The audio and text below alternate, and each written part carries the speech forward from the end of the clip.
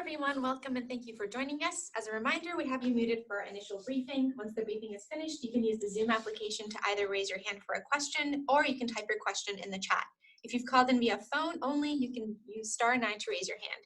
In addition, please make sure to identify yourself by your full name and the organization or media outlet you are from prior to asking your question. With that, I'll turn it over to County Manager Mike Callagy. Thank you, Benise, and thank you all for being here. Sorry we're a couple minutes late. We just got off the other call a little late. So here's our Wednesday, May 6th briefing. We're at 1,341.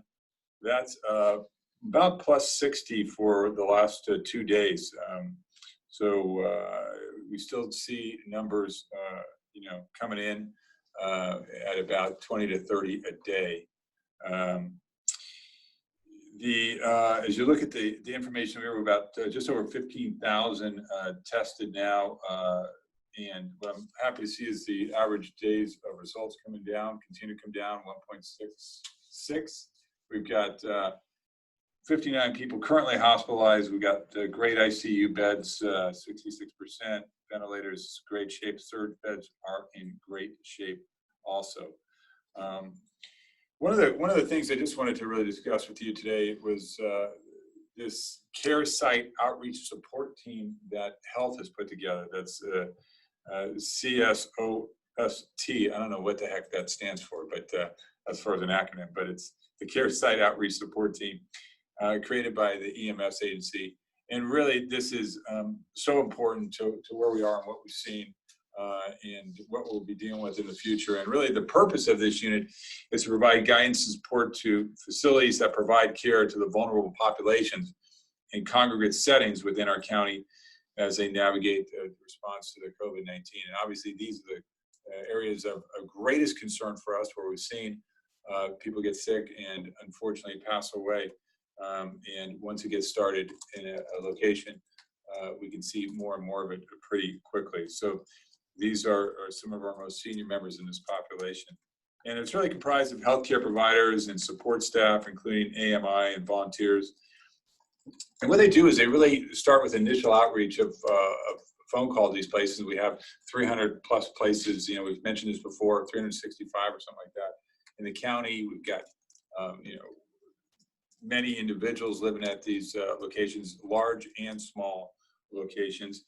But they're out there, our team is doing is working with staff there to make sure they're properly donning and doffing their PPEs and building confidence within there, because this is something certainly that they never expected to face in their lifetime or in their career or in their business. So they're really able to bridge that gap that staffing may have and give them more in-depth knowledge of the disease and how to prevent it, and how to wipe down things properly, how to make sure that it's not transmitted through trays or individuals, giving them more space.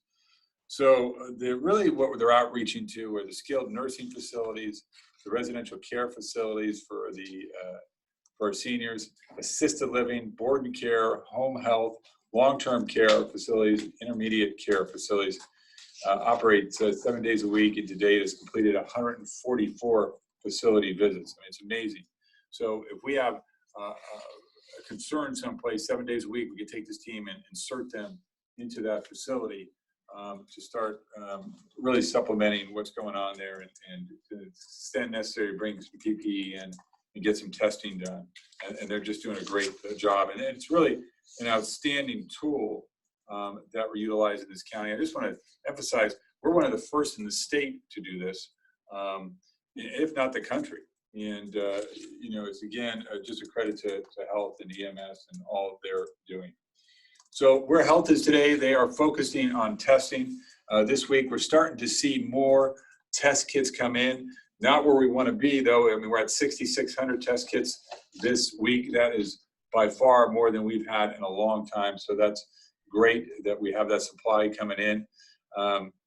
We will contemplate, opportunities to test in different areas of the county. We hope to have more information on that in the future. It's going to be critical to really getting that testing out there to understand really the spread of the disease and and where we're at with that. And the more we can get out there, the better. Our goal is between 16 and 1,800 a day. That's where we want to be, and that's hopefully where we're headed as more test kits come available in the upcoming weeks. And we're understanding that there is supply. In fact, we're getting solicitations that supplies could be delivered here more rapidly now within a week, test kits. So we're hoping to get that trickle down effect and to take advantage of that.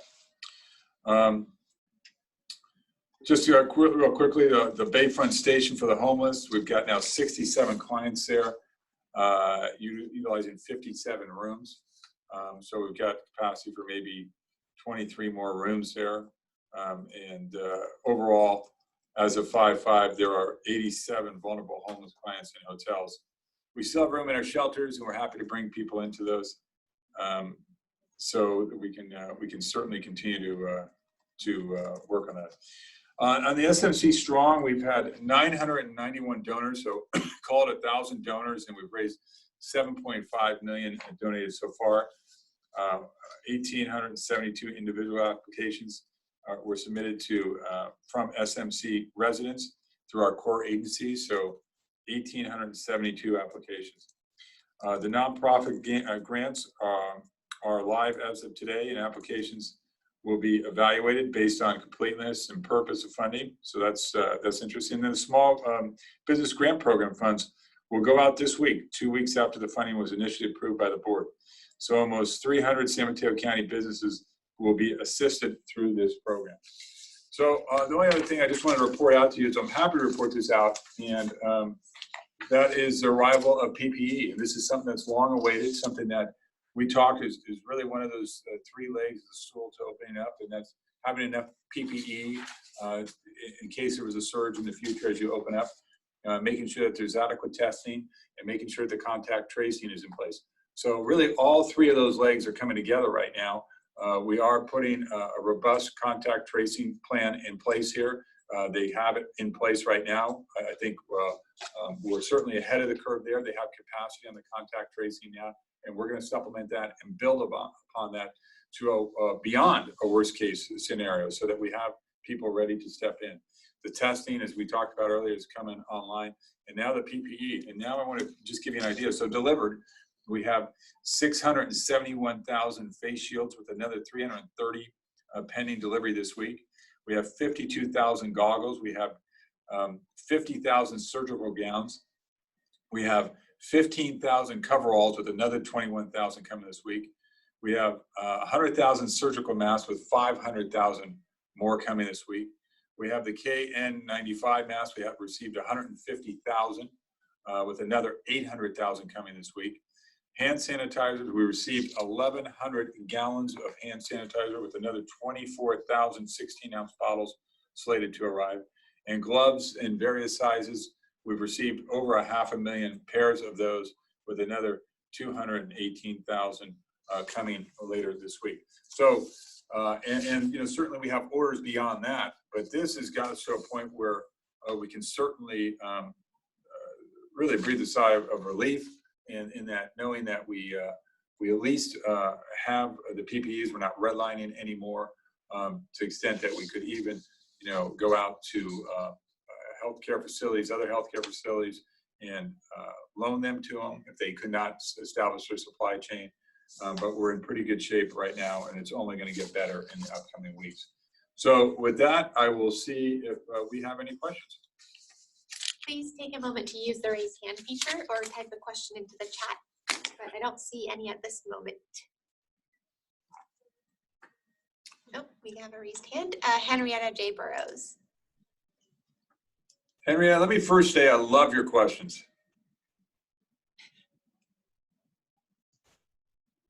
You're unmuted on our end, but we're not hearing your voice. Henrietta? You may not be, see, that was the jinx when I said that. Feel free to type it in the chat if there are some computer audio issues, and I can read them out loud for you. But we're still unable to hear your voice.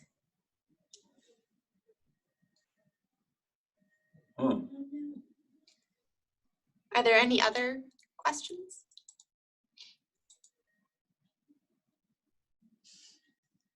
Henry, we'll give you a second if you can unmute it to type it in, because I don't want to leave without answering your question here. We do have a chat question from Austin Walsh. Is the county charging rent for testing at the event center? We are not. We're not. I think that they're picking up, well, number one, the county doesn't charge rent. I mean, the event center is a nonprofit organization, but they are not charging rent right now. I think that there was some initial rent that was paid by Verily to the event center. We have subsequently picked that up and said that we will cover that. We want to make sure Verily's been a terrific partner, and we want to make sure that they stay here and that they continue to serve our population. I do think there are some things that they probably pay for there, like security and some other things, but I'm not sure what all that is. But no, they're not paying rent for the facility itself. Okay, and then Henrietta was able to get to us through chat. Are there restrictions on who can get tested? How soon can one get test results? And what is the percentage of error with the tests? Yeah, let me first start who can get tested. So anyone with symptoms can get tested. You can go onto the Verily site and get tested. And this is the free. I mean, so Verily's doing this for free. Certainly, you can go through your own doctor if you have insurance, and you can go that route and have your insurance pay for it. But at the Verily site, you can go online if you have symptoms. I believe it's still 2 symptoms. You can get tested. Now, first responders, those who work in any kind of a healthcare setting, can get on-demand testing. I think, Peter, you said that also essential services workers. So now this has been extended to essential services workers. Anyone who works in, say, for example, a grocery store or a pharmacy can go on the next day and get tested. So they would go to the front of the line. This is asymptomatic people. So folks that do not have symptoms and that are in essential services can go get tested now. That's just a new breakthrough. As we continue to see supply come in, these standards will loosen. We want universal testing, of course, of everyone, and certainly, those in the congregate setting, we want tested on a regular basis, because that's what it's going to take to make sure that we've addressed, the concerns that we have there on an ongoing basis. And anything else, please? Yes, there's a third one from Emily Miebach. When the healthcare team goes to care facilities, do all patients and employees get tested? Or is there a threshold of cases at the care home that must occur before everyone at the home is tested? Peter, do you know? Yeah, by and large, if we're going to go to a site and there are cases, we test everyone that wants to be tested and needs to be tested. Yeah. So they're going out there and, obviously they can't force people to be tested, but to the extent that they want to be tested, they're availing that service to them. I think that most people in those settings, do want to be tested. And then Henrietta is wondering, what is the percentage of error with the tests? Do you know? Well, with the PCR, it's like 2 to 3%, and the antibody testing, like Dr. Morrow said, it's pretty high error rate because they're still developing it. So the PCR testing, that's the nasal pharynx one. That's the one that goes all the way to the back. It's a long one. It is the most accurate. And Peter said the 2 to 3% maybe error rate on that. And then the antibody testing is just not perfected right now to, I think, any level of great confidence. And they'll continue to work on that. We know that there's some promising ones coming out. And quite frankly, I think they're local. So that would even be better. And then another question from Austin Walsh. What can the county do to better encourage more testing at the event center? Yeah, I think that once we make it universal, that you don't need a sign or symptom or anything like that, I think that will encourage more people to come, especially if they're living with older adults and people at high risk. I think it's going to be important for them to really get tested, and because they want to know. They want to know if they have it. From some folks just got tested, and they live in a studio. I think there's a family of 4 or 5, and 2 of them had it, so we're immediately able to take them out and ask the other ones to quarantine in place.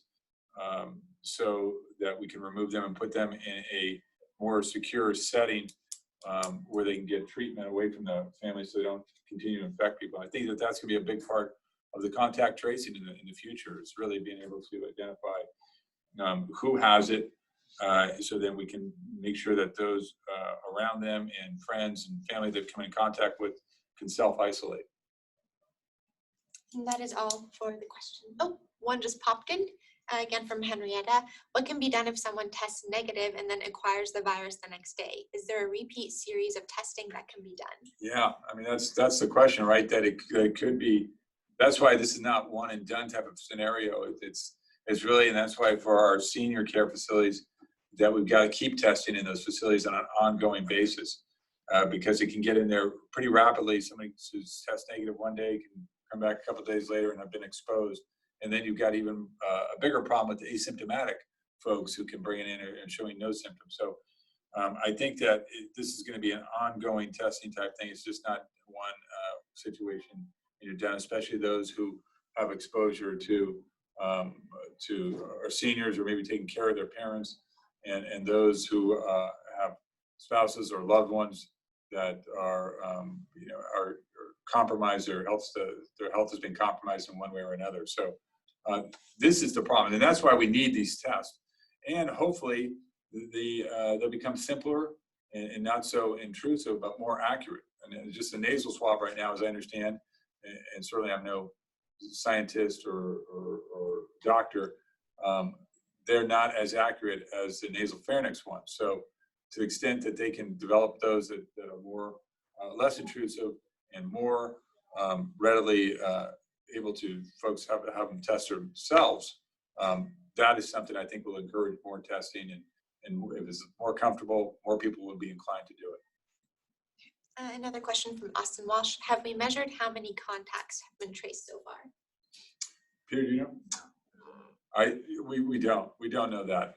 That's actually a good question. We could probably find that one out though. But it's a whole unit right now that and I think they've got to be able to do. And I don't even want to guess. I think it's 10 a day, 10 traces a day to be accurate. But we can bring that information back once we check on it.